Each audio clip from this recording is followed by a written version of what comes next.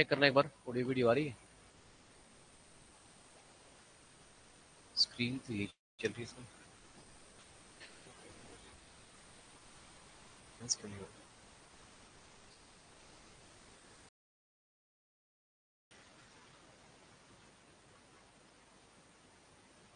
ठीक है, चलो।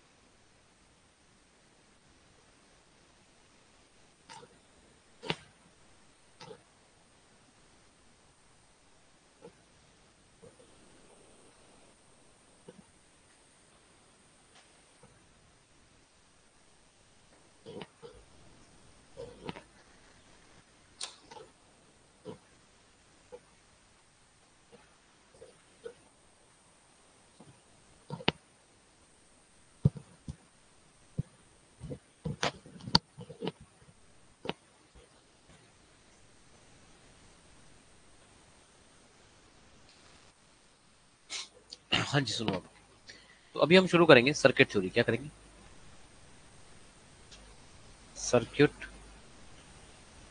थ्योरी। ठीक है।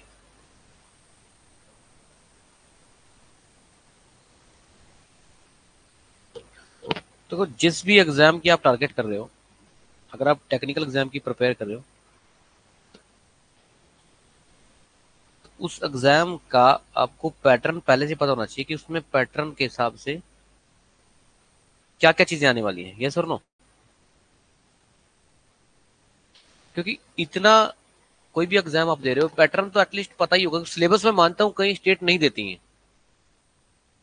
स्टेट में जनरली सिलेबस बहुत कम गिवन होता है, और वो सारे बोलते हैं कि इलेक्ट्रिकल सारा आएगा, इतना टेक आएगा, इतना नॉन टेक आएगा, है ना? इतनी बात बोलते हैं। तो पैटर्न से आपको ये पता चल जाएगा कि मेरा टेक्निकल पार्ट कितना आएगा इसमें और non tech part. Non tech जो आप कर ही रहे हो वो तो है ही मोर देन एनफ। समझ में आया? अभी जैसे मेरी बात चल रही थी गुरदाल सर को, आज क्लास लेट इसी वजह से हुई थी। मैं यही बात कर रहा था कि लेटेस्ट जो भी चीजें हो रही हैं, जैसे आईबी का पेपर भी हुआ नॉन टेक का, इंटेलिजेंस ब्यूरो का। समझ में आया? और आप लोगों में से कुछ बच्चों ने बताया कि उसमें से सीधे सीधे डायरेक्ट सीधे सीधे क्वेश्चन आ रखे हैं। मतलब ये बेनिफिट हुआ कि आपको एक्स्ट्रा मैगजीन्स वगैरह और सोर्स नहीं पढ़ना। तो जैसे आपकी हिस्ट्री के 4 लेक्चर हुए हैं, मॉडर्न हिस्ट्री के 4, मेडिवल के 4 हुए हैं, आई थिंक मॉडर्न के 4 या 5 हुए हैं, और एंशियंट के 3 या 4 लेक्चर हुए हैं। तो आप ये देखो ना कि आपको वही 4 लेक्चर के नोट्स बना के उनको बार बार रिवाइज करना है, के बजाय और जो दुनिया में चारों तरफ कंटेंट बिखरा पड़ा है, बजाय उस पर जाने की आप वो क्वेश्चन पढ़ लो बस। मैं जो आपको टॉपिक करा रहा हूँ, सी सेट जो क्वांट और रीजनिंग जिसमें दोनों बात होती है, आप देखो सारे क्वेश्चन उसी में से बन रहे हैं। तो आप बजाय 50 वीडियो इधर उधर के देखने के, वही वीडियो 10 बार देख लो। क्या कहते हो? उससे क्या होगा? डेप्थ बढ़ जाएगी। क्या बढ़ जाएगी? सब्जेक्ट को लेकर। तो नॉन टेक का तो अभी आप चिंता मत छोड़िए, टेक्निकल पार्ट में भी बिल्कुल यही बात है। जब आपको पता चलेगा 70% टेक्निकल करना है, और मैं आपको बिल्कुल क्लियर कट कर रहा हूँ कि कोई 2 या 3 सब्जेक्ट पकड़ लो, उसमें क्या करो। पकड़ने का मतलब ये नहीं कि आपको कुछ नहीं करना। जैसे अब सब्जेक्ट चल रहा है, अभी जैसे मशीन खत्म हुआ, कोई बात नहीं। मशीन जितना कोशिश की, एफर्ट तुम्हारे, पढ़ा नहीं पढ़ा कोई बात नहीं, जितना भी समझ में आया, फिर वहां से नहीं बनी बात, मशीन से नहीं बनी बात, फिर सर्किट थ्योरी करो। क्या करो? अपने पूरे एफर्ट देने। क्या देने? जितना हो सके रिवाइज करना। क्या करना है? फिर जब यहां से आपको लगे यार नहीं नहीं, फिर ये फिर रह गया, क्योंकि हम अपने, मैंने हमेशा सुबह भी बोल रहा था कि हम अपने दिमाग को अपने अकॉर्डिंग नहीं रन कर पाते। कोशिश तो करो। फिर इसमें कोशिश करते करते यहाँ आप 10% कोशिश कर पाए, हो सकता है आपके यहाँ 15% कोशिश कर दो कम से कम। फिर नेक्स्ट सब्जेक्ट करो, फिर नेक्स्ट करो। ऐसे करते करते जो इजी लेवल की चीजें वो तो पकड़ में आ ही जाएंगी। फिर आप क्या करो, जो आपको सबसे 15%, जो 20%, 25% वाले सब्जेक्ट लग रहे हैं, उनको दोबारा से उठा लो। उनमें डेप्थ बढ़ा लो अपनी, क्योंकि ये कभी नहीं हो सकता कि आपको पहले एक टॉपिक से लेके जो ऑलमोस्ट 150 के आसपास टॉपिक बनते हैं टोटल, सारे टॉपिक आपको अच्छे से याद हो जाएंगे। कभी न कुछ तो दिक्कत रहेगी रहेगी। स्टार्टिंग के 10 पढ़ोगे तो लास्ट के 10 पढ़े हुए को, अगर आपके लास्ट के जो 140 150 नंबर के टॉपिक मान के चलो, और वो पढ़े आपके 3-4 महीने हो चुके हैं, तो वो भूल जाओगे आप। लास्ट के पढ़ रहे हो तो फिर स्टार्टिंग के 3-4 महीने हो चुके होंगे, फिर वो भूल जाओगे। तो ये तो प्रोसेस चलता रहेगा, इससे आप नहीं भाग सकते, कोई भी नहीं भाग सकता।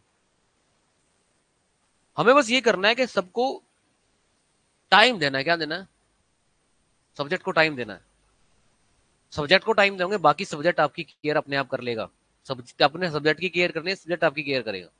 सब्जेक्ट आपने कोई सब्जेक्ट आज एक बार पढ़ा, उसके बाद आपने सीधा एग्जाम में ही जाके देखा उसको, आप ये समझिए एग्जाम में क्या रिस्पॉन्स देगा आपको? जीरो।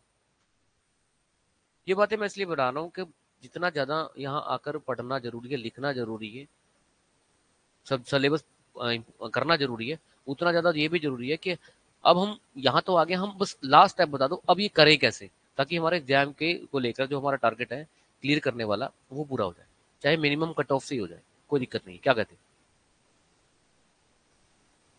तो वो अवेयरनेस देना मेरा टारगेट है, ठीक है। यही इसी पे मैं काम कर रहा था कई दिन से। तो अभी लेटेस्ट के ही पेपर से एनालिसिस किया, ठीक है। जब ये लेटेस्ट एक पेपर हुआ था P3+B पंजाब में इलेक्ट्रिकल के, उसमें हालांकि सीट कम थी इलेक्ट्रिकल की, ठीक है। अब तक वो पेपर मेरे पास पहुंचा नहीं है, ठीक है। जिस दिन पहुंचेगा आपको दिखा भी दूंगा कि कम से कम 40-50 क्वेश्चन सीधा क्लास में से आ रखे। कितने दिन की क्लास होती है? 3-4 महीने की क्लास होती है, मैक्सिमम 5 महीने मान लो। अगर आप वो भी नहीं देख पा रहे हो, आप सोच तो रहे हो गवर्नमेंट जॉब लेने की, फिर लाइफ टाइम सेटल होना है आपको, है ना। टाइम आप डेली उसको 1 घंटा लेक्चर को देने के बाद पता नहीं सोचते कि इस पे मैंने बहुत आसान कर दिया, अब इसको मैं 2 महीने नहीं देखूंगा। आसान क्या कर दिया, एक बार और देख लो उसको, फास्ट ट्रैक करके देख लो, नोट्स बना लो। लिमिटेड चीजें करनी है बार बार। समझ में आया? कोई किस दिन मैंने हमें आपको हमने हमने आपको कब बोला कि ये बुक ले लो उससे सिलेक्शन होगी? कहा कभी? पता है यार, जो हम करा रहे हैं ना, वो पेपर सारा दिन सुबह से शाम तक हमारा पेपर देखने का ही काम होता है। अगर हम ही नहीं बता पा रहे हैं, हम ही इनको बुक लगवा रहे हैं, तो फिर हमारा इनका पढ़ने का फायदा ही क्या हुआ? ठीक है। टॉपिक नंबर 1,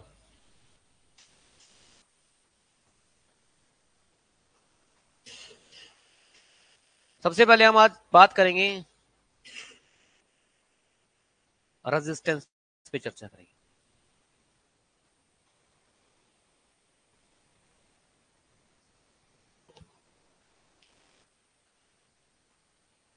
इस पे चर्चा करेंगे, रेजिस्टेंस।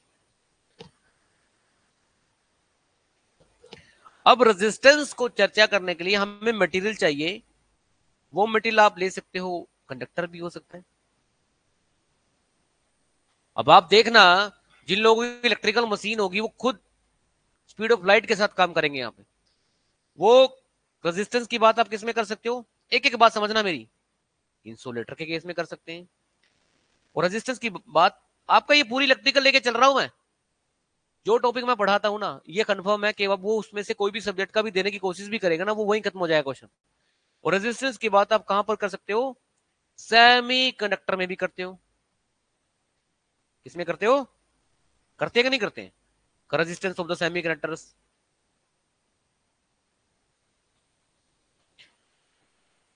तो ये कुछ इलेक्ट्रिकल मटेरियल है। अगर अभी इन 3 मटेरियल जो आप स्क्रीन पर देख रहे हो, कितने हो गए? 1,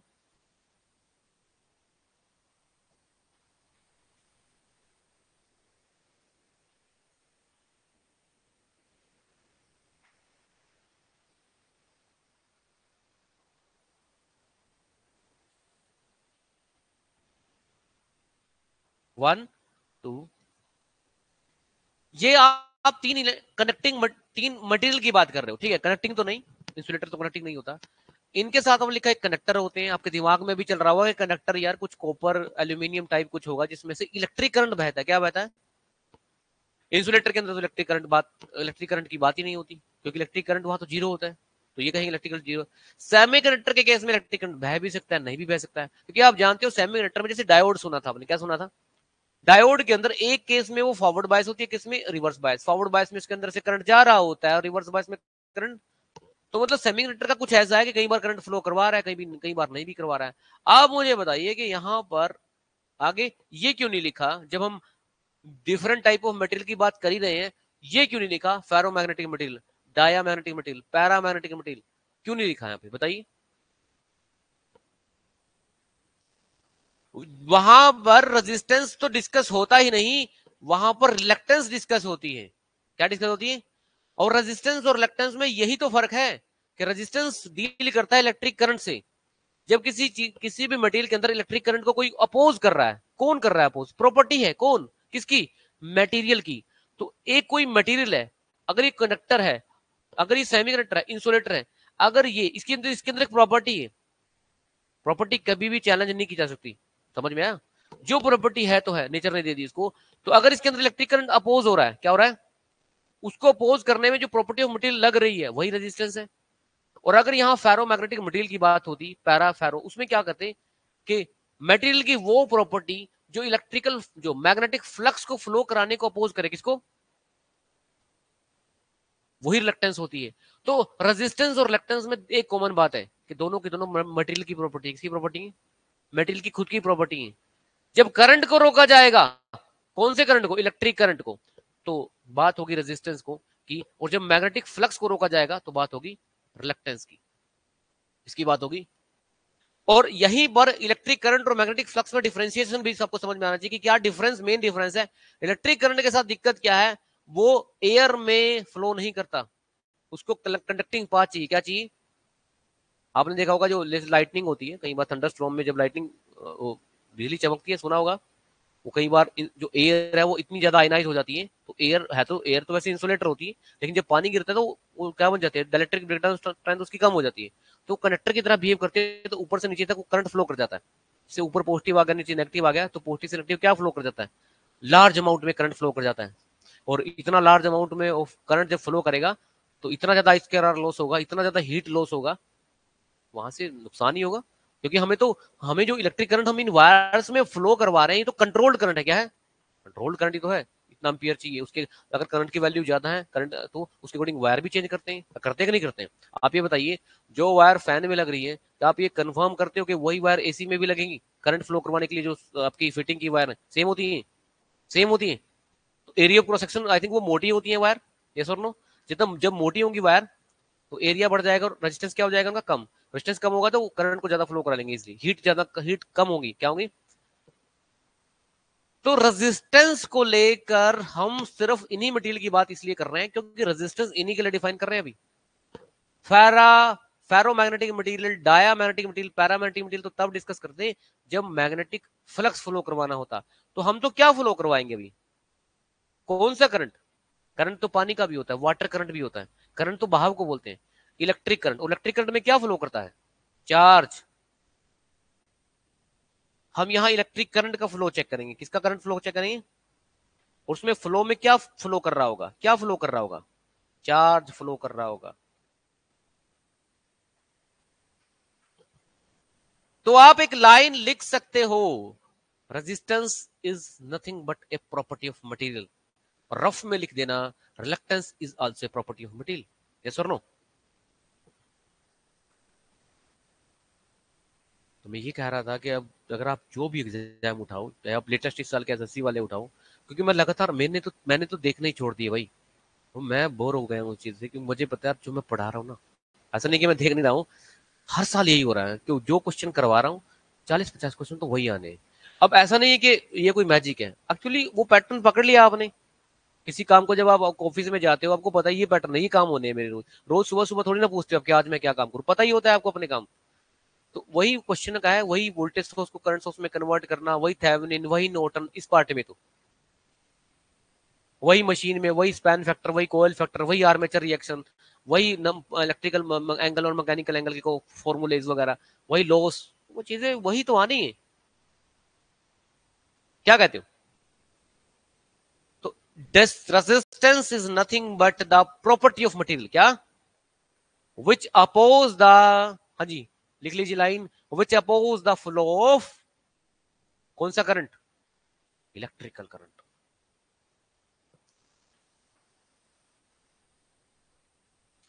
अब ये पहली बात।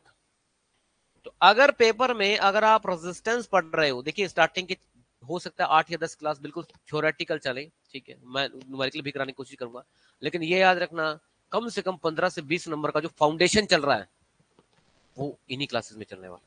समझ में आया? और फाउंडेशन का मतलब ये नहीं कि वो फाउंडेशन ही चलता रहेगा, आपको जो फाउंडेशन है शुक्र है बता दिया 10 दिन तक छुट्टियां होगी। फाउंडेशन मतलब क्वेश्चन यहीं से हो जाएंगे, किसी चीज को अपने कोडिंग मत चेंज किया करो, ठीक है। जैसे हम जब जैसे हम पता चला कि यार एक्सरसाइज करनी जरूरी है, किसी ने बहुत मोटिवेट कर दिया, सुबह उठोगे आप, एक दिन तो चले जाओगे, दूसरे दिन चले जाओगे, तीसरे दिन आपको लगेगा, क्योंकि दिमाग हमारा हमारे अकॉर्डिंग चलता नहीं, तीसरे दिन आप सुबह उठोगे, आपको नहीं आज लग रहा है बारिश हो रही है आज, है ना, थोड़ी सी आवाज आ रही है ना, और किसी ने अगर बोल दिया नहीं नहीं बारिश तो नहीं आ रही लेकिन मौसम हो रहा है बारिश का, हम कहोगे नहीं नहीं हार नहीं जा रहा, मैं ज्यादा ठंड है आज, तो आपका दिमाग 10 बहाने आपको बना के दे देगा कि इसलिए मत जाओ। मैं इसलिए बोल रहा हूँ कि फाउंडेशन कीवर्ड मत पकड़ना, फाउंडेशन मतलब उन क्वेश्चन के लिए वर्कआउट कर रहे हैं, यहीं से क्वेश्चन बनेंगे सीधे सीधे, कम से कम 20 से 30 नंबर का आता है। इलेक्ट्रिकल मशीन और बेसिक इलेक्ट्रिकल सर्किट थ्योरी में आपस में कंपैरिजन है, किस बात को लेकर, कि कभी कभी तो मशीन के 25-30 क्वेश्चन आते हैं, अब यही चलता रहता है इन दोनों का, और कभी कभी 25-30 क्वेश्चन बेसिक सर्किट थ्योरी के आते हैं। अब मतलब ऑलमोस्ट आधा पेपर लेके चलते हैं, क्योंकि 70 मार्क्स का पेपर टेक्निकल हो रहा है, तो 25 नंबर ऑलमोस्ट 40% 45% के आसपास पहुंच गए, ठीक है। उसके बाद तो बहुत सी चीजें कॉमन भी होती है ना आपस में। पावर सिस्टम मेजरमेंट 20-30% करता है, बाकी बाकी बचे हुए सब्जेक्ट 40-50% वो लॉजिक करते हैं, टेक्निकल पेपर की बात कर रहा हूँ, ठीक है। तो इनका ऐसे चलता है। तो रेजिस्टेंस की प्रॉपर्टी समझ में आ गई, रेजिस्टेंस प्रॉपर्टी है मटेरियल की जो इलेक्ट्रिक करंट को रोकता है, मटेरियल की प्रॉपर्टी है। तो दो डेफिनेशन है इसकी यहाँ पर, oppose the flow of current, oppose the, इस बार जो मैं आपको करवा रहा हूं ना, कोशिश मेरी ये रहेगी कि मैं आपको कंपैरिजन की फॉर्म में कराऊं और एमसीक्यू की फॉर्म में चीजें बताऊं। तो पहली स्टेटमेंट, आजकल स्टेटमेंट के क्वेश्चन आ भी रहे हैं और इससे बड़ा फायदा होता है, तैयारी बड़ी अच्छे लेवल की होती है। स्टेटमेंट, पहली स्टेटमेंट दे रखी है, रेजिस्टेंस अपोज कर रहा है फ्लो ऑफ किसको, करंट को, किसका करंट। दूसरी स्टेटमेंट है अपोज कर रहा है the flow of magnetic flux. एक क्वेश्चन में एग्जामिनर ज्यादा इंफॉर्मेशन कलेक्ट कर रहा है स्टूडेंट से, देखना चाह रहा है जो यहाँ पर एग्जाम क्लियर करके आएगा बच्चा तो आलसी तो नहीं है, कुछ चीजें उसने पढ़ तो रखी। तीसरा है इट कन्वर्ट, किसकी बात हो रही है, ये सारी किसकी बात चल रही है, रेजिस्टेंस की। Convert the electrical energy into heat energy. Fourth statement है डिपेंड ऑन, क्वेश्चन में ही थ्योरी आ रही है भाई, टेम्परेचर, डिपेंड ऑन, सब कुछ बताऊंगा एक एक करके। पांचवी स्टेटमेंट है रेजिस्टेंस के बारे में, depend on dimension.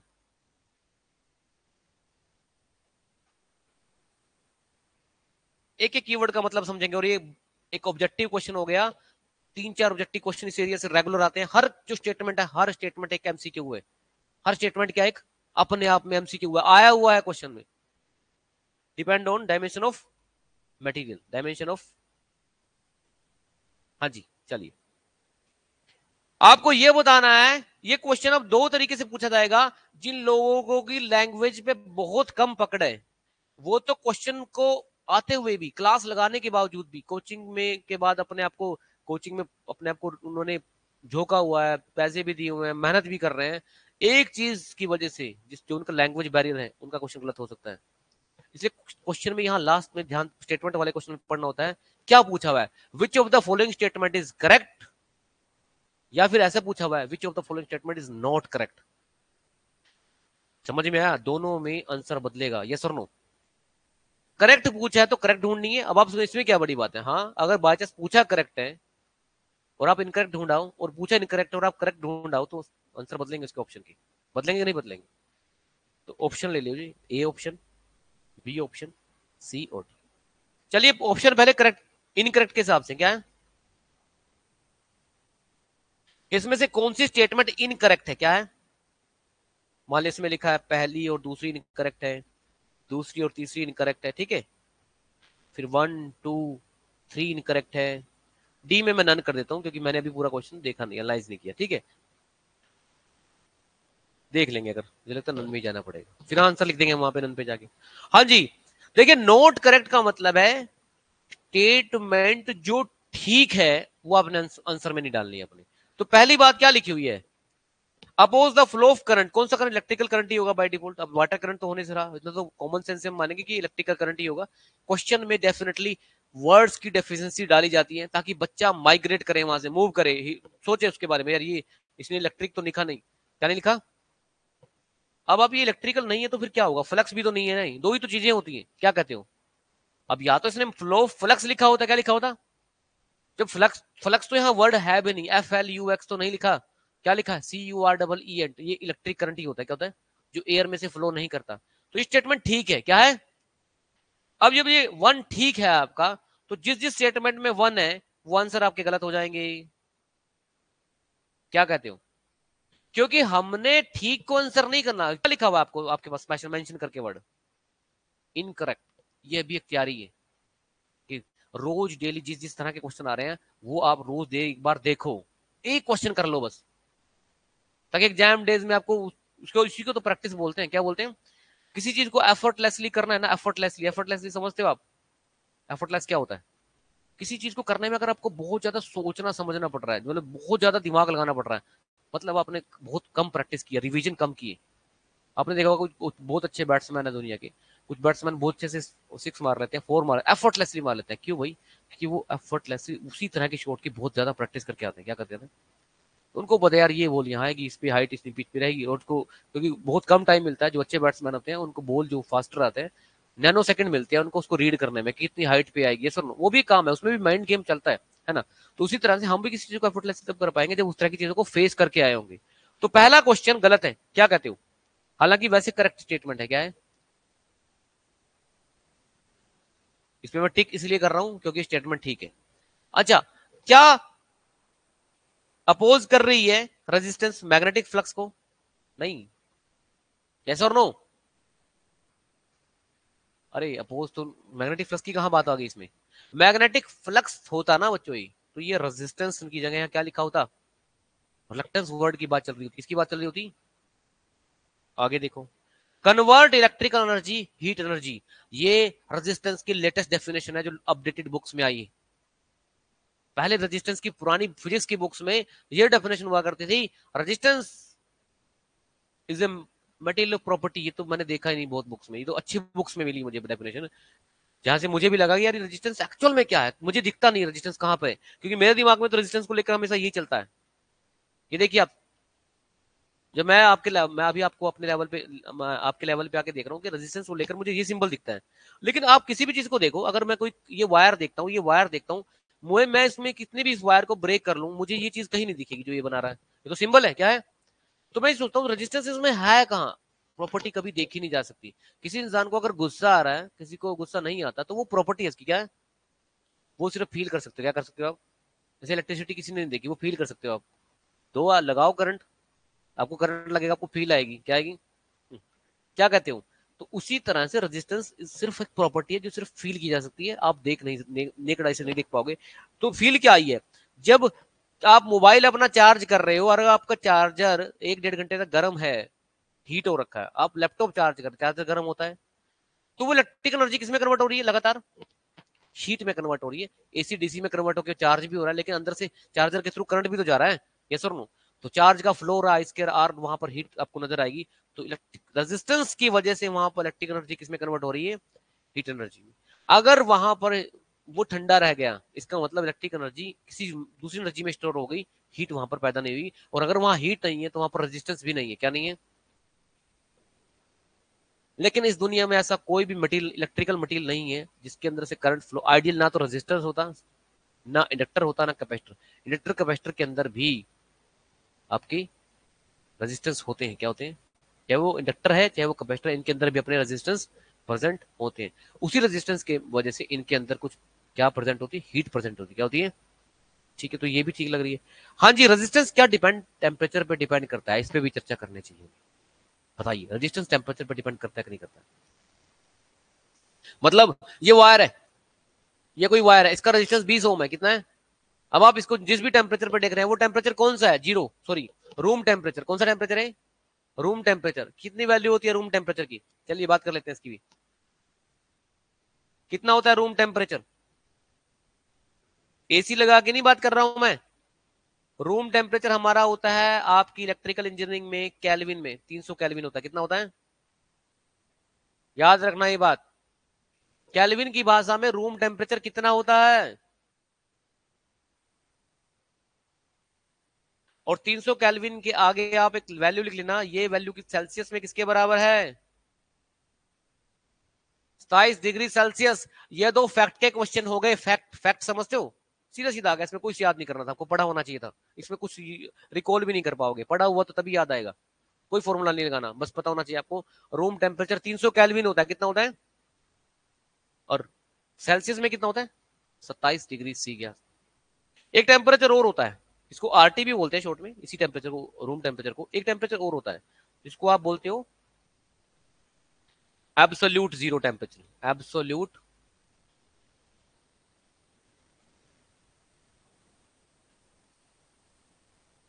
Absolute temperature कितना डिग्री होता है भाई? 0 केल्विन। कितना होता है? कितना होता है? 0 केल्विन के बराबर होती है एब्सोल्यूट वैल्यू। हाँ जी। ये वैल्यू सेल्सियस में किसके बराबर होती है? -273 डिग्री। -273 degree Celsius. इमेजिन कर सकते हो ये क्या टेम्परेचर है? आप लिख तो रहे हैं, ये लिखते लिखते आपको ठंड चढ़नी चाहिए। आप इमेजिन करो ना, अभी नॉर्थ इंडिया में टेम्परेचर कितना चल रहा होगा, इसमें हरियाणा पंजाब में ऑलमोस्ट 10, 12, 8 के आसपास होगा। इतने में हमें ठंड लग रही है। ये -273 है। वो दुनिया में जहां जहां स्टेप, एक दो जगह मैंने भी देखी है, रील्स वगैरह में चलती रहती है, आगे आ जाती है। -64 टेम्परेचर भी है, -50 भी है। इस तरह के टेम्परेचर लोवेस्ट पॉसिबल टेम्परेचर है। वहां पर एक्सट्रीम इतनी ठंड है, वहां पर लाइफ पॉसिबिलिटी इमेजिन भी नहीं कर सकते आप। अगर कोई सर्वाइव कर रहा है, ये कर ही रहा है ना, वो जबरदस्ती कर रहा है। क्या कर रहा है? अगर वो वहां पर ठीक ठाक उसकी अपने आप को सेफ नहीं रखेगा, तो उसमें तो उसको कोई ना कोई दिक्कत होगी, हार्ट अटैक वगैरह कुछ होके वो चला ही जाएगा। ठीक है, एक्सपेरिमेंट करने का टाइम ही नहीं बचेगा इसके बाद। तो एब्सोल्यूट जीरो अर्थ के ऊपर लोवेस्ट पॉसिबल टेम्परेचर है, जो ऑब्टेन भी नहीं किया जा सकता, ऑब्टेन भी। तो ये दो वैल्यू ये याद रहेंगी भाई।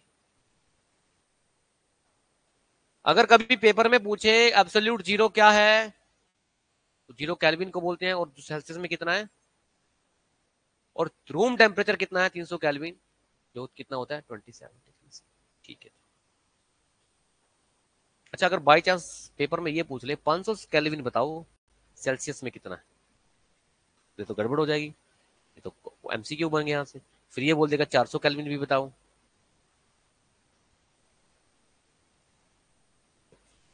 हो सकता है ना, कि क्या पता क्या केल्विन सेल्सियस में पूछ ले। उसके लिए एक सोल्यूशन है आपको, मैं वैल्यू दे रहा हूँ आपको, ऐसे लिख लेना। ये काम आएगा आपको। These are not foundation things यार, ट्रस्ट में, ये फाउंडेशन नहीं है। क्वेश्चन एग्जाम के क्या है।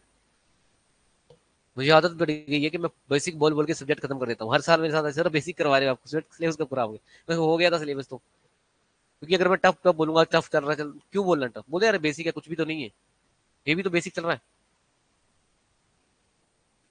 हाँ जी बताओ। रखना इसमें कैलविन की जगह वैल्यू रखो, 300 रख दो। सी की वैल्यू कितनी आएगी? के की जगह 300 रख दो, 300। सी की वैल्यू कितनी आ रही है? 3 आ रही है। कैलविन की जगह 300 रखो ना, यहाँ पर 300 रखो।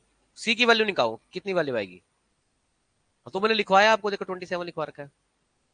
अब इसके बाद क्या है, जीरो, इसकी जीरो रख के देखो।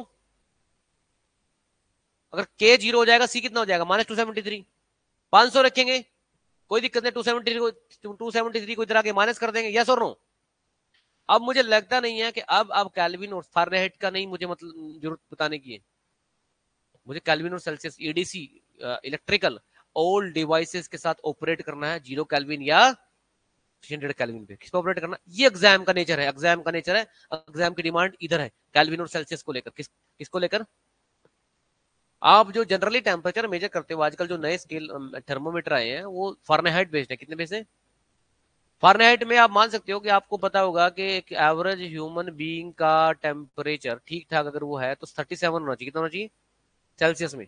लेकिन आजकल आपने सुना होगा किसी को अगर फीवर है तो उसको फीवर नहीं है तो 98 पॉइंट समथिंग होना चाहिए। क्या होना चाहिए? डॉक्टर डॉक्टर सीधा बोलते हैं 100 बुखार है, बोलते हैं 100 फीवर है, इसका मतलब क्या है? 100 आपको फारेनहाइट में, किसमें 37 बराबर होती है, जो पहले हमने बुक्स में जो स्टैटिक बुक्स के जीएस मैंने भी पढ़ी है, तो उसमें लिखा हुआ है 37 डिग्री एक एवरेज ह्यूमन बीइंग का, हेल्थी ह्यूमन बीइंग का टेम्परेचर होना चाहिए। 37 डिग्री कितना होना चाहिए सेल्सियस में, और फारेनहाइट में कितना होना चाहिए? 98 पॉइंट समथिंग वैल्यू होती है। तो 37 किसके बराबर? 98.4 ऐसी कुछ वैल्यू है वो। लेकिन अगर 37 से बढ़ता है तो फारेनहाइट में भी तो बढ़ेगा। 98 से मान लिया किसी का टेम्परेचर 100 हो गया, क्या हो गया? तो आप मानोगे उसको फीवर है कि नहीं है? क्योंकि 30 से अगर फारेनहाइट, सेल्सियस और फारेनहाइट दोनों टेम्परेचर है, अगर सेल्सियस बढ़ रहा है तो फारेनहाइट भी तो बढ़ेगा। तो अगर मैं ये कहूं कि किसी को सेल्सियस में 100 फीवर है, कितना है, चला जाएगा वो यहां से। 100 बहुत ज्यादा हो जाएगा सेल्सियस में उसके लिए, इतना टाइम नहीं। हर 105 106 जो फीवर होता है ना, जो इंसान है वो बेसुध हो जाता है, समझ में आया? वो 100 डिग्री सेंटीग्रेड नहीं हो सकता। आप मानोगे मुझे, नॉर्मल फारेनहाइट में जाता है, किसमें जाता है? फारेनहाइट में जाता है। तो फारेनहाइट है वो वैल्यू। लेकिन मुझे, मैंने बोला कि मुझे फारेनहाइट से मतलब नहीं है, पूरी इलेक्ट्रिकल में कहीं फारेनहाइट नहीं लिखा, सिर्फ केल्विन और सेल्सियस लिखा। तो हम कोई चर्चा नहीं करेंगे, हम उसी की चर्चा करेंगे, उसी पे बात करेंगे जो हमारे रिलेटेड क्वेश्चन है। केल्विन या फिर सेल्सियस, केल्विन या फिर सेल्सियस। चलिए निकलते हैं यहाँ से। अब देखिए, हमने टॉपिक को ये डिस्कस किया था कि टेम्परेचर की डिपेंडेंसी चेक कर रहे हैं किस पे? कनेक्टर पे। किस पे? हम कनेक्टर ही लेंगे पहले। इंसुलेटर इसलिए नहीं पढ़ रहे, वहां से करंट नहीं फ्लो करता। और सेमी कंडक्टर के लिए हमने सेपरेट यूनिट बना लिया जिसको बोलते हैं बेसिक इलेक्ट्रॉनिक्स, जिसमें आप ईडीसी के सारे डिवाइसेस ऑपरेट करोगे, प्लस एनालॉग के डिवाइस देखोगे, बीजेटी एफईटी वगैरह सब करेंगे, ठीक है। तो किसी कंडक्टर के लिए आपने टेम्परेचर चेंज किया, कंडक्टर का क्या किया? स्टूडेंट आप देखना, जब आप टेम्परेचर बढ़ाते हो तो कंडक्टर का टेम्परेचर डेफिनेटली बढ़ता है। क्या होता है? टेम्परेचर इंक्रीज तो रेजिस्टेंस इंक्रीज। क्या? ये हर कंडक्टर की प्रॉपर्टी है, हर कंडक्टर की। अगर टेम्परेचर राइज करेगा तो कंडक्टर का रेजिस्टेंस बढ़ेगा। क्या बढ़ेगा? एक चीज याद करो, बताओ मुझे। अगर दोनों चीजें ऊपर हैं तो लिख देना पी, क्या लिख देना? पॉजिटिव टेम्परेचर, पीटीसी, क्या लिख देना? देखो एरो दोनों ऊपर की तरफ जा रहे हैं ना, इसको बोलो फेवर कर रही है, पॉजिटिव टेम्परेचर कोफिशिएंट में है ये, किसमें है? तो जितने भी कंडक्टर या मेटल होते हैं वो सारे पॉजिटिव टेम्परेचर कोफिशिएंट होते हैं। क्या होते हैं? इसमें कौन आ गया? कॉपर आ गया, गोल्ड आ गया, सिल्वर आ गया, सब आ गए, ठीक है। आई बात समझ में? तो अब यहीं से बताइए कि जब टेम्परेचर हम बदल रहे हैं तो रेजिस्टेंस कंडक्टर का चेंज हो रहा है। तो अल्टीमेटली हो क्या रहा है? कंडक्टर का टेम्परेचर बढ़ाने के बाद कंडक्टर अपने अंदर करंट को कम अलाउ करता है। क्या करता है? यही तो देखो, रेजिस्टेंस तो पहले से रोक रहा था, करंट को रोक रहा था। ऊपर से जितना भी, मान लिया किसी कंडक्टर का रेजिस्टेंस 10 ओम है, आपने टेम्परेचर बढ़ा के इसको 20 ओम कर दिया, तो करंट ज्यादा रुकेगा कम रुकेगा? ज्यादा ही रुकेगा, क्योंकि रेजिस्टेंस क्या हो गया? इंक्रीज कर दिया आपने। क्या कर दिया? अच्छा, ये हुआ क्यों? टेम्परेचर बढ़ने से रेजिस्टेंस बढ़ क्यों रहा है? छोटी छोटी बातें, ये फिजिक्स की बातें स्टार्टिंग में मुझे 2 दिन क्लास में बतानी भी पड़ेगी। देखिए, ये मटेरियल है, क्या है ये? इमेजिन करो यहाँ पर एक मटेरियल रखा हुआ है, क्या? उसके अंदर करंट फ्लो हो रहा है। क्या फ्लो हो रहा है? करंट फ्लो हो रहा है। किसकी वजह से? आपने कोई ईएमएफ लगाया होगा, उस पर क्या लगाया होगा? ईएमएफ लगाने से करंट का, चार्ज का कंटिन्यूसली फ्लो हो रहा है। क्या हो रहा है? हम ये मानते हैं इलेक्ट्रिकल में, जो चार्ज का फ्लो होता है वो बैटरी के पॉजिटिव से बैटरी के नेगेटिव तक जाता है। अभी इतना ही समझिए आप, क्योंकि यही कन्वेंशन मानी जाती है। हालांकि इसका पूरा उल्टा है स्टोरी में। क्या है? क्योंकि एक्चुअल में हम जिस दिन से हमने इलेक्ट्रिकल पढ़नी शुरू की है, हम यही मानते हैं कि पॉजिटिव चार्ज फ्लो करता है। क्या करता है? क्या फ्लो करता है? और इसलिए हम यही कहते हैं कि बैटरी के पॉजिटिव से बैटरी के नेगेटिव तक करंट जाता है हमेशा। लेकिन ये बहुत सालों बाद पता चला कि एक्चुअल में पॉजिटिव चार्ज नहीं फ्लो करता, नेगेटिव चार्ज फ्लो करता है। क्या करता है? क्योंकि इलेक्ट्रॉन पे नेगेटिव चार्ज होता है। लेकिन जब तक ये काम पता चला तब तक बुक्स बन चुकी थी, थीसिस पेपर बन चुके थे, और वो गलत स्टोरी ही हम आज तक लेकर चले आ रहे हैं। अब अगर मैं चेंज करना भी चाहूँ तो पेपर तो नई, जो सही स्टोरी है जो मैं आपको अभी बता रहा था लेटेस्ट, कि इलेक्ट्रॉन नेगेटिव से पॉजिटिव ट्रेवल करते हैं, सही स्टोरी एग्जाम और बुक्स में फिट नहीं बैठेगी। क्योंकि जो एक बार जैसे आपका एक नाम जो रख दिया गया, घर वालों ने रख दिया, अब आप बड़े होके बोले मुझे तो आज के बाद आप विराट कोहली बोलो, मुझे पसंद नहीं है अपना नाम, कुछ नहीं हो सकता। क्या कहते हो? लोग जानने लग गए हैं आपको। थोड़ा सा दिक्कत इसके साथ भी ट्रेजेडी हो गई। ये हर जगह हो रहा है, क्योंकि जब चीज बढ़ती है तो ठीक होता है। वैसे भी आप खुद देखो, ईएमएफ इलेक्ट्रोमोटिव फोर्स है, वोल्टेज को आप ईएमएफ कर रहे हैं, फोर्स तो है ही नहीं, वो तो फोर्स होती नहीं, लेकिन ऑलरेडी क्या नाम पड़ चुका है उसका, ईएमएफ क्या पड़ चुका है, बहुत पहले से इसको बोला लगा था कि फोर्स है, क्या है, उस टाइम लग रहा था कोई फोर्स है, लेकिन वो फोर्स का, तभी तो उसको बोलते इलेक्ट्रोमोटिव फोर्स है, और उसका यूनिट वोल्ट लिखा, क्या लिखा, जबकि फोर्स का यूनिट तो न्यूटन मानते हैं हम, क्या मानते हैं, तो कहीं ना कहीं तो गड़बड़ है। एज ए स्टूडेंट मैं आपको अपने लेवल पे रखे हुए यही मानूंगा कि ये इस वजह से हुआ कि चीजें बढ़ती रही और अपडेट होता रहा। तो अभी कंडक्टर को आप पॉजिटिव टेम्परेचर, मेटल को पॉजिटिव टेम्परेचर कोफिशिएंट इसलिए रखे हो कि रेजिस्टेंस बढ़ रहा है, टेम्परेचर बढ़ रहा है। हुआ ये, जब आपने ईएमएफ लगाया तो चार्ज कैरियर फ्लो करे जा रहे हैं, लेकिन कहीं ना कहीं रेजिस्टेंस पहले भी प्रेजेंट था, यस और नो। तो जैसे जैसे आपका टेम्परेचर बढ़ाया, तो मुझे ये बताइए, इमेजिन करिए यहाँ पर एक मेटल रखा हुआ है, उसमें पॉजिटिव, मेटल का मतलब एक वायर है यार, ये देखो ये वायर है, इस वायर में से करंट जा रहा है बैटरी के, यहाँ पर ईएमएफ लगाई हमने, ये बैटरी का पॉजिटिव है, ये बैटरी का नेगेटिव है, तो करंट फ्लो कर रहा है ऐसे, करंट फ्लो करते करते ये हीट भी हो रही है, क्या हो रही है, हीट तो होगी, किस वजह से हीट हो रही है वायर यहाँ पर, रेजिस्टेंस आइस्क्वायर लॉस भी हो रहे हैं वहां पे, हीट हो रहा है, इलेक्ट्रिकल एनर्जी किसमें कन्वर्ट हो रही है लगातार, बल्ब में। आप यहाँ बल्ब भी लगा लो, बल्ब में पॉजिटिव से एनर्जी जाएगी नेगेटिव तक आ जाएगी, तो बल्ब क्या करेगा, आपको हीट देगा।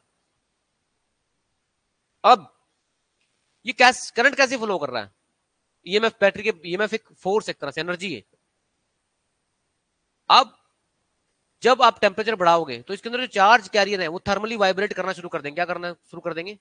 आप ठीक ठाक जा रहे थे, यहां से चंडीगढ़ जा रहे हो, ट्रैफिक ठीक ठाक थी, ट्रैफिक बढ़ गई, ट्रैफिक बढ़ेगी, और आप सोच रहे हो रोज मैं 10 मिनट में जा रहा हूं, तो आज भी मैं 10 मिनट में जाऊंगा, तो ये हो सकता है कि आप लोगों को टकरे मारते जाओ, निकल यार मेरे को जल्दी जाने दें, कोलिजन बढ़ जाएगा, क्या बढ़ जाएगा, क्योंकि चार्ज कैरियर अब टेम्परेचर बढ़ा तो उनकी स्पीड बढ़ गई कोलिजन करने, क्या करेंगी, और जैसे ही वो कोलिजन करने लगेंगे तो उनकी स्पीड घट जाएगी, कहीं मोबिलिटी घट जाएगी, कहीं ना कहीं रेजिस्टेंस बढ़ जाएगा, क्या बढ़ जाएगा, क्योंकि कहीं ना कहीं स्पीड कम होना तो रेजिस्टेंस को बढ़ना ही हम मानते हैं, क्या कहते हो, क्योंकि करंट को रोक कौन रहा है, स्पीड कौन कम कर रहा है करंट की, रेजिस्टेंस कौन कम कर रहा है, आई बात समझ में। तो टेम्परेचर बढ़ना, रेजिस्टेंस बढ़ना बिल्कुल कंफर्म है, क्योंकि हमने देखा कि चार्ज कैरियर का जो मोलिक्यूल का जो स्पीड है वो कम हो गया, मोबिलिटी क्या हो गया, ये रेजिस्टेंस, ये एक्सपेरिमेंट से देखा गया। ठीक है जी। तो अभी मुझे ये बताइए कि क्या ये डिपेंड करता है टेम्परेचर पे, बिल्कुल करता है टेम्परेचर पे डिपेंड, डिपेंड बिल्कुल करता है। अरे समझ में आया, रेजिस्टेंस बिल्कुल डिपेंडेंट है टेम्परेचर के, पूरी तरह से। किसका, कंडक्टर का, किसका, साथ साथ अंडरलाइन जरूर कर दे, किसकी बात करें, कंडक्टर की बात करें, मेटल की बात कर रहे हैं, ओके। हालांकि यहां पर एक पॉइंट और बनता है कि क्या क्या कंडक्टर के अंदर अगर टेम्परेचर घटा दे, ठीक है, अभी आप देखिए, ये जो थर्मली पहले ठीक ठाक कोलिजन चल रही थी, ईएमएफ लगाया, टेम्परेचर बढ़ाया, तो कोलिजन क्या हो गई, बढ़ गई, लेकिन अगर ये कोलिजन किस वजह से हो रही है, टेम्परेचर बढ़ने से, किसी बढ़ने से, लेकिन अगर हम टेम्परेचर कम कर दें, तो मुझे लगता है अगर टेम्परेचर बढ़ाने से बढ़ गई कोलिजन, तो टेम्परेचर कम करने से कोलिजन धीरे धीरे जीरो भी हो सकती है, क्योंकि टेम्परेचर जब बढ़ाने से बढ़ रही है तो कम करने से कम होनी चाहिए। अच्छा, नॉर्मल कोलिजन भी होती रहती है मेटल के अंदर, क्यों होती रहती है, क्योंकि रूम टेम्परेचर तो हमेशा अवेलेबल होता है, वो तो थर्मल, वो तो क्यों, क्या रूम टेम्परेचर ने एक टेम्परेचर दिया हुआ है किसको, मेटल के अंदर, इलेक्ट्रॉन है वो जिगजैग मोशन में मूव कर रहे हैं, लेकिन वो नेट करंट नहीं दे पाते, क्योंकि नेट करंट जो होता है उसमें चार्ज जो डिस्प्लेसमेंट होती है चार्ज कैरियर की वो जीरो होती है, कितनी होती है, आगे समझाऊंगा मैं आपको ये बात।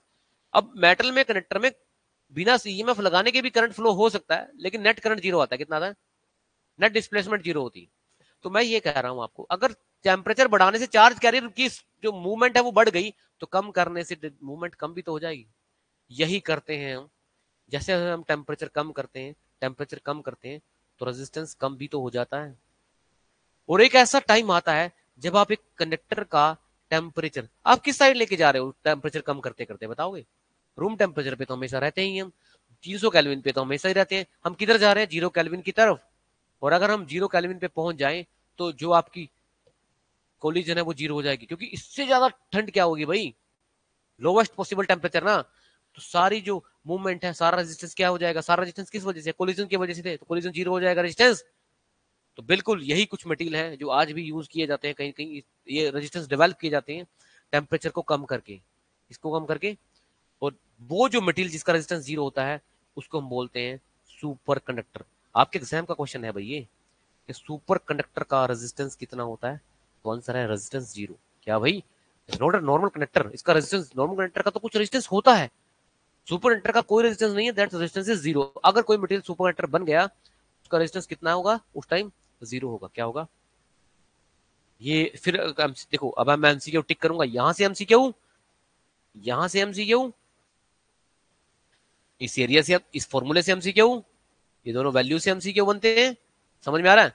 और ये जो 5 स्टेटमेंट है, इन पे भी एमसीक्यू बनता है। एक एक लाइन, एक एक चीज आपकी एमसीक्यू बेस्ड होगी। समझ में आया? तो डिपेंड ऑन टेम्परेचर, बढ़ने से बढ़ भी रहा है, घटने से घट भी रहा है, तो रेजिस्टेंस को क्या कह सकते हैं? Function of temperature. ये फंक्शन तो है ही टेम्परेचर का, चेंज तो कर रहा है अपनी वैल्यू। यस और नो?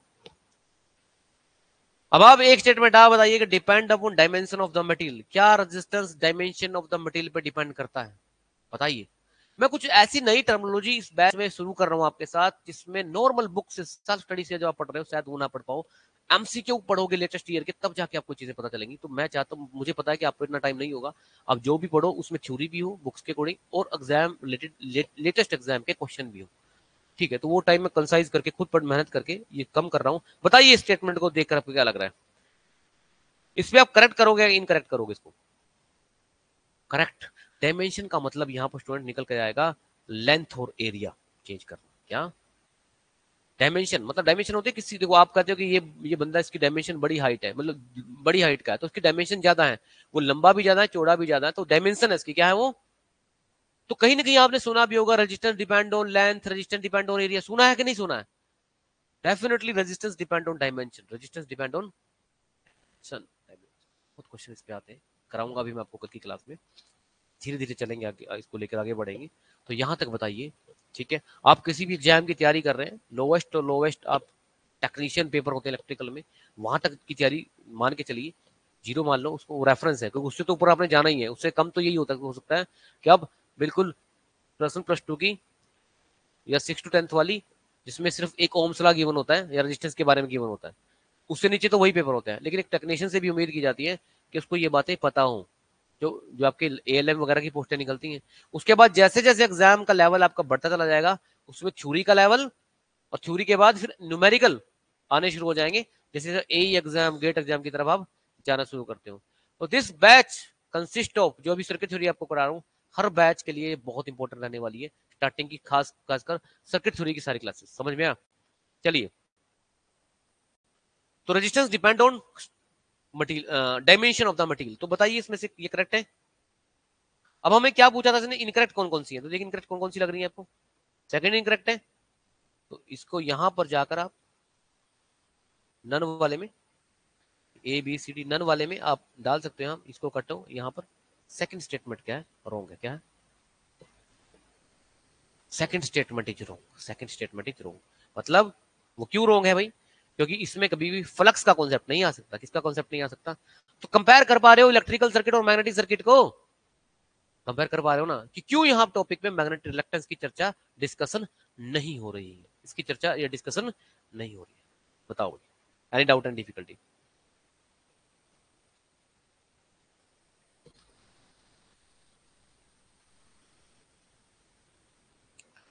फिर रेजिस्टेंस के ऊपर प्रभाव देखिए। अब टेम्प डायमेंशन वाला टॉपिक उठा लेते हैं फिर से।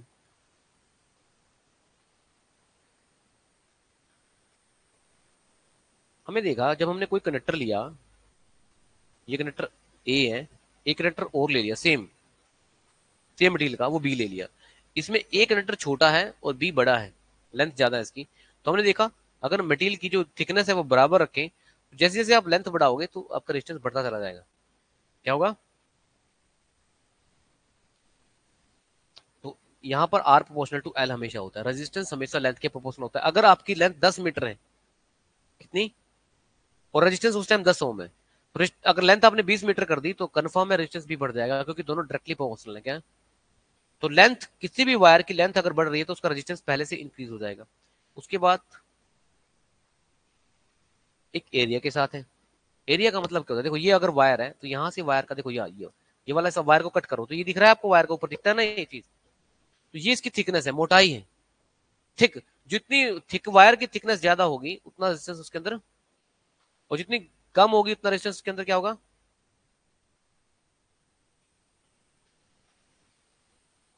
वायर तो वायर है, उसमें ज्यादा कम करंट कैसे कर सकते हैं हम? वायर की थिकनेस को चेंज करके। वायर की, अगर एसी की रेटिंग ज्यादा है, करंट ज्यादा रेटिंग लेगा, तो आपको डेफिनेटली वायर का एरिया क्या करना पड़ेगा? कम करना पड़ेगा, तभी इसका एरिया कम, एरिया बड़ा करना पड़ेगा, बढ़ाना पड़ेगा एरिया, वायर का थिकनेस बढ़ानी पड़ेगी, तभी इसका रेजिस्टेंस क्या हो सकता है, इसका कम हो सकता है। क्या हो सकता है? सो दैट उस वायर में से ज्यादा करंट फ्लो करे। क्या करे? क्योंकि वोल्टेज तो घर में सेम ही लग रही है, यस और नो? पूरे घर में, हाउसेज में आपके वोल्टेज तो सेम है, सिर्फ किसको चेंज कर रहे हो आप? रेजिस्टेंस को चेंज कर रहे हो। किसको चेंज कर रहे हो? तो ये दो स्टेटमेंट है, ये बहुत यूजफुल रहने वाली है आपके आने वाले एग्जाम्स के लिए। इस पे न्यूमेरिकल भी है, इस पे भी भाई मैं क्वेश्चन कराऊंगा आपको एक दो दिन के अंदर। Less bye more, more by less के कॉन्सेप्ट। अब आप कहोगे यार उससे कब तक बचेंगे? बच तो सकते नहीं आप उससे, ठीक है, उससे बचे नहीं सकते आप, वो करना ही पड़ेगा।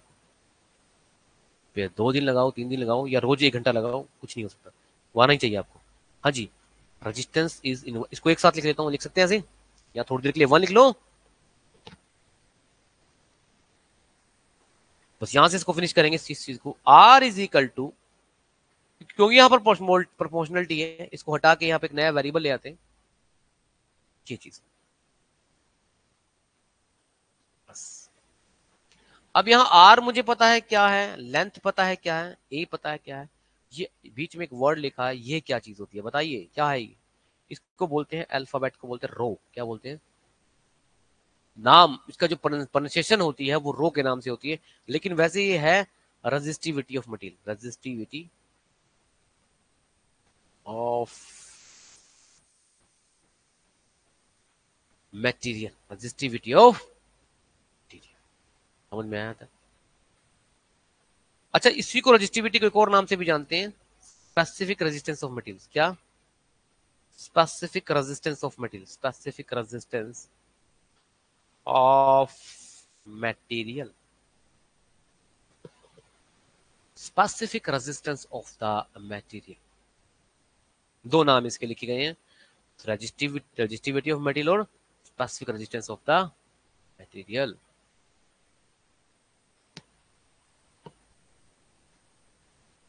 ठीक है जी। तो जो भी आपके अभी आने वाले एग्जाम्स होंगे 2024 के अंदर,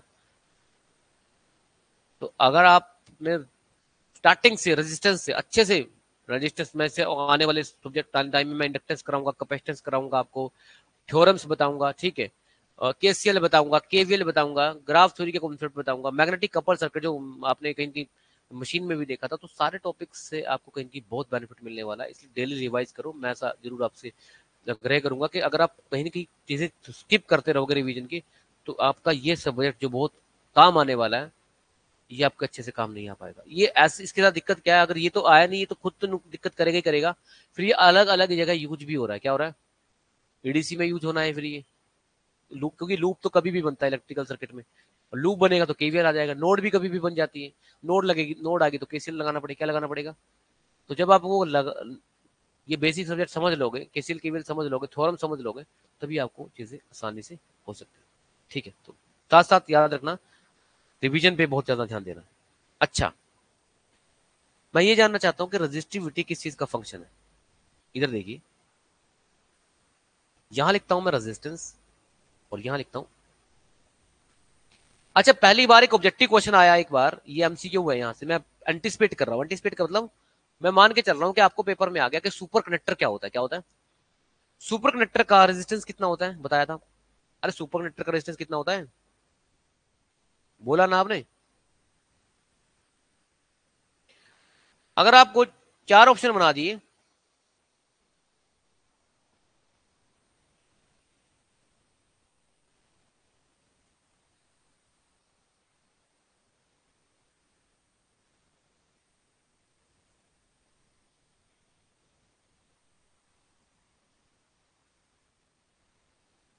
बताइए क्या बनेगा? इनमें से कौन सा ऑप्शन सुपर कनेक्टर के लिए फिट बैठेगा, बताओ? बी या सी? आर भी जीरो और रो भी जीरो, ये इसका आंसर है। मैंने बोला भी था आपको, मैं आपको कोशिश करूंगा कि हमको एमसीक्यू की फॉर्म में पढ़ाऊं, क्वेश्चन की फॉर्म में पढ़ाऊं।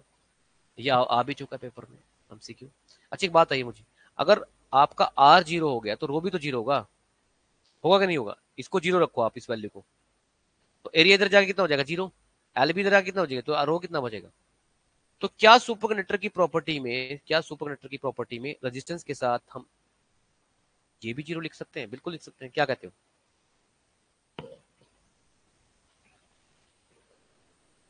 लिखा होता है, जैसा लिखा है उसके अकॉर्डिंग मैं आपके बात कर रहा हूँ, ठीक है। और ये हालांकि कॉमन सेंस है, मैं ना भी इसको एड्रेस करता ना इस चीज को, तब भी आपको पता चल जाना चाहिए था कि यार ये फॉर्मूले में पुट करके आर जीरो तो रो भी जीरो आएगा, क्या आएगा। यहां पर क्वेश्चन ये बन सकता है कि यूनिट क्या है, क्या यूनिट है इस रजिस्टिविटी का? तो बताइए, मैं वेट करूंगा, आप बताएंगे मुझे, रो का यूनिट बताएंगे। कौन बताने की कोशिश करेगा रजिस्टिविटी का यूनिट क्या होता है? तो अभी स्टेप बाय स्टेप चलेंगे सब्जेक्ट को लेकर, यूनिट भी इंपॉर्टेंट होती है, ठीक है।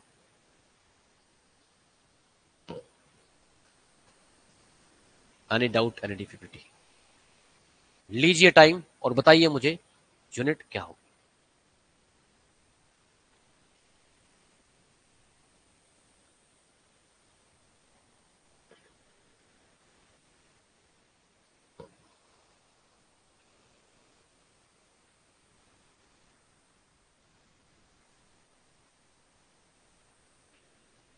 ओम पर मीटर स्क्वायर, चेक कर लेते हैं।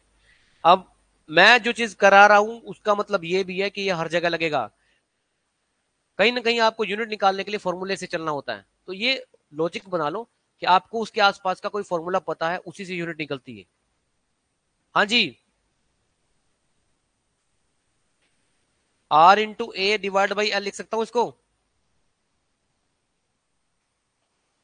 पता चलना चाहिए कि कहां पे क्या क्या कैसे कैसे हो रहा है। तो आर का हो गया unit ohm, area meter square में जाएगा और लेंथ फिर मीटर में आ जाएगी। अच्छा, एरिया अगर सेंटीमीटर स्क्वायर माना था तो फिर लेंथ सेंटीमीटर मानते। एक यूनिट रखोगे ना तो क्या बनेगी, एक मीटर से एक मीटर कर जाएगा। तो रो, मैं फिर बोल रहा हूँ, याद करने की कोशिश मत करो, याद होगा भी नहीं है। ओम मीटर आएगा, कितना आएगा? ओम मीटर आएगा। तो सोच रहे हो ना कि घर से पेपर से 2 घंटे पहले देख कर जाओगे, अब मजा लगेगा। आप देख कर चले जाओ और पेपर मिलने से 2 मिनट पहले आपको अचानक याद आ जाए, यार यूनिट तो मैं फिर भूल गया। परेशान होने वाली बातें आपको निकालना आना चाहिए, क्या आना चाहिए?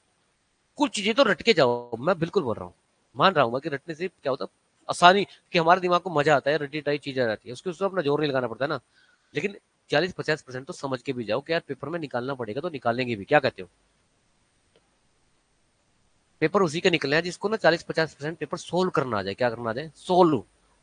आना इंपॉर्टेंट नहीं है, सोल्व करना। और सोल्व करने की प्रक्रिया पे पहुंचने के लिए आपको जो एजुकेशन का मेन मेन टारगेट ये होता है, हम जानने को एजुकेशन कहते हैं। एजुकेशन जानना नहीं है, एजुकेशन एक्चुअल में अपने आप को अंदर अंदर जो इंप्रूवमेंट करनी है, आपने क्या करनी है, अब्जॉर्व करना है कि कोई डाटा आया, उसको इंप्लीमेंट नहीं करना, उसको समझना है कि कैसे डाटा आया।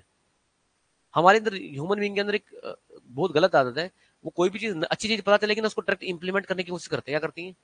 लेकिन हमें इंप्लीमेंट नहीं करनी चाहिए, हमें उसको समझनी चाहिए कि इंप्लीमेंट ये होगी कैसे, समझना चाहिए उस चीज को। हाँ जी, आओ। क्लियर है? अच्छा, इसका यूनिट ऑफ, इसका एक उल्टा होता है, एक सेकंड को आप एक चीज और बना दूं। अगर आप 1/रो कर दो, क्या कर दो, क्या होती है, ये सिग्मा के बराबर होती है। किसके बराबर होती है? सिग्मा हमारे लिए एक वर्ड बन गया जिसको हम कनेक्टिविटी बोलते हैं। क्या होती है?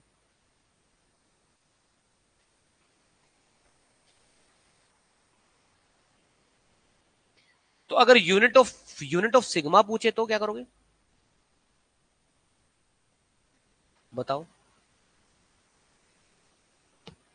देखो, अभी आपको ये तो पता ही है आपको, उसकी रो की वैल्यू है नहीं, तो ओम को ऊपर ले जाओ, ओम इनवर्स बन जाएगा। मीटर को नीचे रखोगे तो मीटर नीचे रह जाएगा। ऊपर लेके जाना चाहते हो तो ऐसे ले जाओ, ओम इनवर्स मीटर इनवर्स, ये भी हो सकता है ऑप्शन में। अगर ये एज इट इज रख दिया तो ओम इनवर्स को आप मोह भी बोलते हो, क्या बोलते हो, तो मोह पर मीटर भी बन सकता है। और कई जगह आज का एक कंपनी का नाम भी इसके ऊपर सीमन है, सीमन पर, मोह को सीमन भी बोलते हैं, सीमन पर मीटर भी बन जाएगा, क्या बन जाएगा। आया समझ में?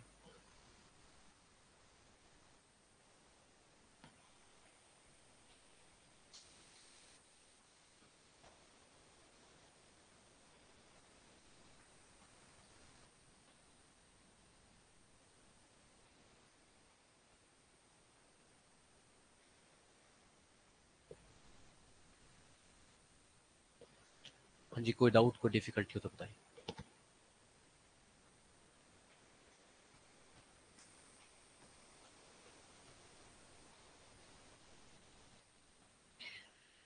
जितना कॉपी पेन आपका चलेगा ना, अब इसका मतलब यहाँ गलत मत समझो, मैंने कहा ना इम्प्लीमेंट नहीं करना है, समझो इस चीज को।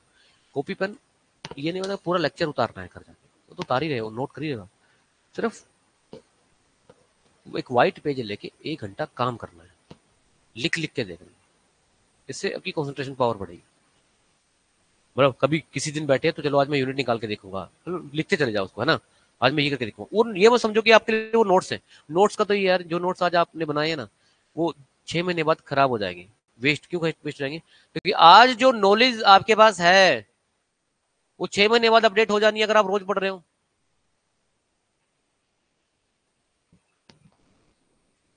क्या कह रहे हो?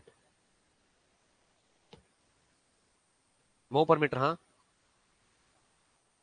एस सीमन, सीमन ऐसे ही। सीमन, सीमन कंपनी का नाम नहीं, सीमन पर मीटर भी बोलते हैं ना।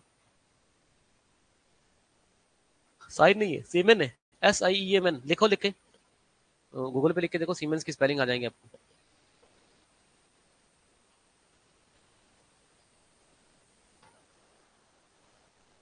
ठीक है।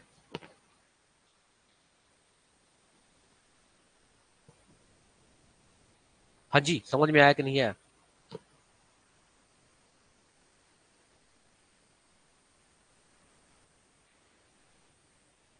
ठीक है जी।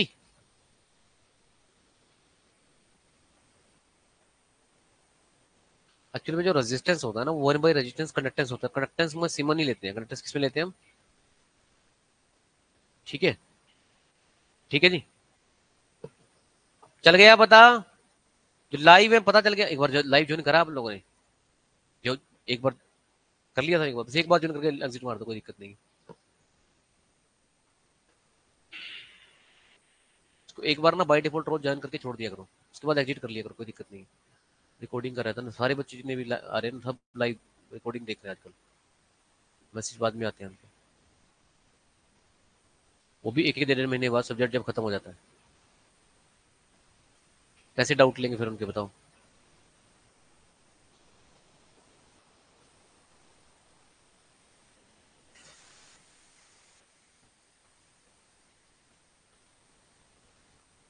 कर लिया जो है ना, कर लिया था ना।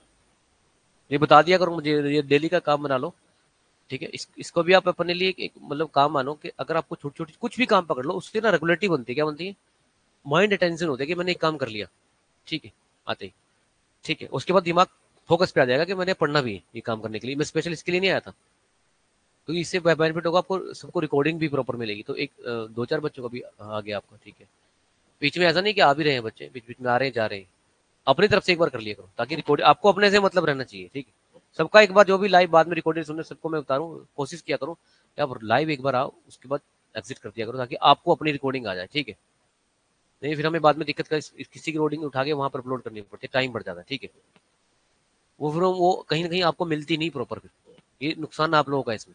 क्योंकि इतनी एफर्ट आप फिर मारोगे भी नहीं कि बाहर फोन करके उसको ठीक करवाओगे। ठीक है, अगर मेहनत करना चाहते हो, मतलब सिलेक्शन लेना चाहते हो, तो आपकी खुद की जिम्मेवारी भी कुछ है। अभी आप पे नया चेंज आया कि अगर बच्चा एक बार भी ज्वाइन नहीं करेगा तो उसको रिकॉर्डिंग नहीं मिलेगी। ठीक है, क्या करें? तो उनका बैकएंड पे फीचर आ रखा है ना, और इसमें दिक्कत भी क्या है, जब पढ़ी तो रहे हो आप, एक जो ज्वाइन कर लो सेम टाइम पे आके। चलो, अगर आप सारी क्लासेस चाहते हो रिकॉर्डिंग, तो फिर ये काम सबको कर लेना चाहिए। हाँ जी, बताओ भाई, समझ में आया आज की क्लास?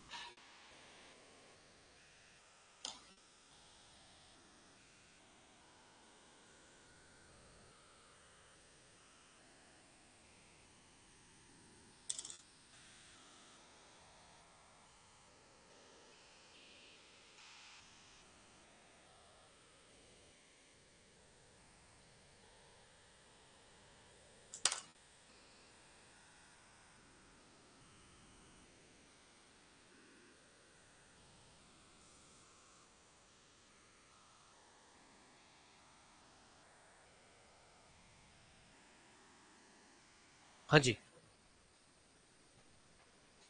तो बात शुरू होती है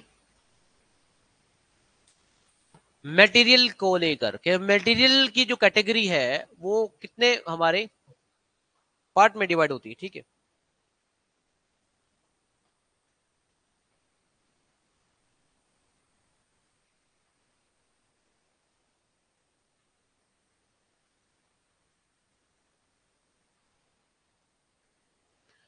तो स्टूडेंट मेटेरियल की जो कैटेगरी है हम basically resistance point of view से तीन पार्ट में डिवाइड कर रहे हैं, कंडक्टर, इंसुलेटर और सेमीकंडक्टर। कंडक्टर, इंसुलेटर और सेमीकंडक्टर। जब हम यहां पर मटेरियल की प्रॉपर्टी को लेकर बात करते हैं, रेजिस्टेंस जो इलेक्ट्रिक एनर्जी को हीट में कन्वर्ट करता है, यहां पर यह भी डेफिनेशन हो सकती है कि resistance can convert electric energy into heat energy, resistance can convert and oppose the flow of current. समझ में आया? तो जब आप तीन कैटेगरी ऑफ मटेरियल की बात करोगे, यहां से देखिए कि कंडक्टर, इंसुलेटर, सेमीकंडक्टर में आप ये पांच बेसिक स्टेटमेंट पढ़िए, यहां से आपको डेफिनेटली एग्जाम का क्वेश्चन मिल सकता है। रेजिस्टेंस के बारे में कुछ 4 या 5 स्टेटमेंट लिखी गई हैं, oppose the flow of current, convert electric energy into heat energy. अभी बताया ना इसके बारे में? अरे बताया कि नहीं बताया? Depend on temperature, depend on dimension. और इसमें एक स्टेटमेंट और भी गिवन है कि फ्लक्स की डिस्कशन की है रेजिस्टेंस के साथ। डेफिनेटली ये स्टेटमेंट यहां पर रॉन्ग है, यस और नो? क्योंकि फ्लक्स की डिस्कशन हमेशा कहां पर होती है? जब मैग्नेटिक सर्किट हो। तो आज की क्लास में आपने बात देखा, इंडक्टर, कनेक्टर, इंसुलेटर, रेजिस्टर में रेजिस्टेंस को लेकर 5 स्टेटमेंट होती हैं, जिससे डेफिनेटली आपको क्वेश्चन इस आने वाले एग्जाम्स में बन सकता है। उसके बाद आपको पता होना चाहिए टेम्परेचर को लेकर 0 केल्विन और 300 केल्विन की क्या वैल्यू होती है। These are the some most important question for the upcoming exams, factual type of question. और ये जो स्क्रीन पर इस टाइम फॉर्मूला दिख रहा है, इस फॉर्मूले से आप कोई भी केल्विन वैल्यू और सेल्सियस वैल्यू को आपस में इंटरचेंज कर सकते हो। रेजिस्टेंस को लेकर आप पीटीसी कैटेगरी डिसाइड कर सकते हो कि अगर टेम्परेचर बढ़ रहा है तो डेफिनेटली रेजिस्टेंस इंक्रीज होता है। तो रेजिस्टेंस मेटल किस कैटेगरी में आते हैं? पीटीसी कैटेगरी में आते हैं।